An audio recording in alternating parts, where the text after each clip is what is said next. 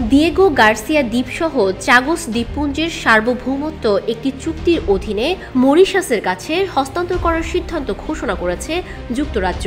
বৃহস্পতিবার বিবিসির এক প্রতিবেদনে যুক্তরাজ্যের নতুন সিদ্ধান্তকে ভারত মহাসাগরের ভূ রাজনৈতিক ল্যান্ডস্কেপের একটি গুরুত্বপূর্ণ পরিবর্তন হিসেবে চিহ্নিত করা হয়েছে।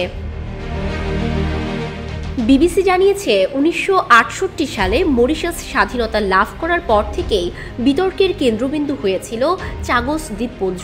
ওই দ্বীপগুলো নিয়ে চলমান বিরোধ এবং আন্তর্জাতিক চাপের প্রতিক্রিয়া হিসেবে দীর্ঘ আলোচনার পর একটি চুক্তির অধীনে নতুন সিদ্ধান্তের কথা ঘোষণা করেছে যুক্তরাজ্য। চাগোস দ্বীপপুঞ্জের দিয়েগো গার্সিয়া দ্বীপটি কৌশলগতভাবে খুবই গুরুত্বপূর্ণ, কারণ এই দ্বীপে একটি মার্কিন সামরিক ঘাঁটি রয়েছে। নতুন চুক্তি অনুযায়ী ৯৯ বছরের জন্য এখানে মার্কিন সামরিক কর্মকাণ্ড পরিচালিত হবে। এই চুক্তিটি মরিশাসের জন্য আর্থিক সহায়তার প্রতিশ্রুতিও দেয়। শুধু তাই নয়, এই চুক্তিতে চাগোস দ্বীপপুঞ্জের বাসিন্দাদের পুনর্বাসনেরও প্রতিশ্রুতি রয়েছে।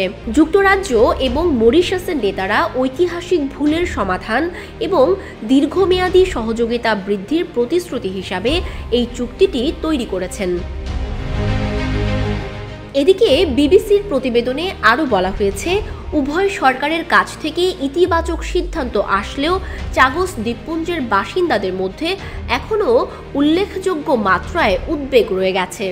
এই দ্বীপপুঞ্জের দ্বিতীয় প্রজন্মের বাসিন্দা ফ্র্যাঙ্কি বনটেমস মনে করেন, তাদের সঙ্গে এখনও বিশ্বাসঘাতকতা হয়েছে, কারণ চুক্তি সম্পর্কিত আলোচনায় ওই দ্বীপপুঞ্জের কোনো অধিবাসীকে প্রতিনিধি হিসেবে রাখা হয়নি। চাগোস দ্বীপপুঞ্জ নিয়ে অতীতে অনেকবারই কূটনৈতিক প্রশ্নের মুখে পড়েছিল যুক্তরাজ্য। জাতিসংঘের বিভিন্ন সংস্থা এই দ্বীপপুঞ্জ শাসনের জন্য মরিশাসের অবস্থানকেই সমর্থন করে এসেছে।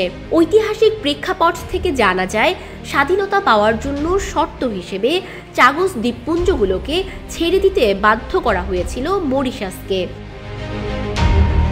পরবর্তীতে এই দ্বীপগুলোর মধ্যে দিয়েগো গার্সিয়াকে গোপনে যুক্তরাষ্ট্রের কাছে ইজারা দিতে সম্মত হয় যুক্তরাজ্য। তবে আফ্রিকান দেশগুলোর ঐক্যবদ্ধ অবস্থান এবং ব্রেক্সিট পরবর্তী পরিস্থিতির পরিবর্তনের ফলে দ্বীপগুলো নিয়ে বিগত বছরগুলোতে যুক্তরাজ্যের ওপর আন্তর্জাতিক চাপ ক্রমেই বাড়ছিল।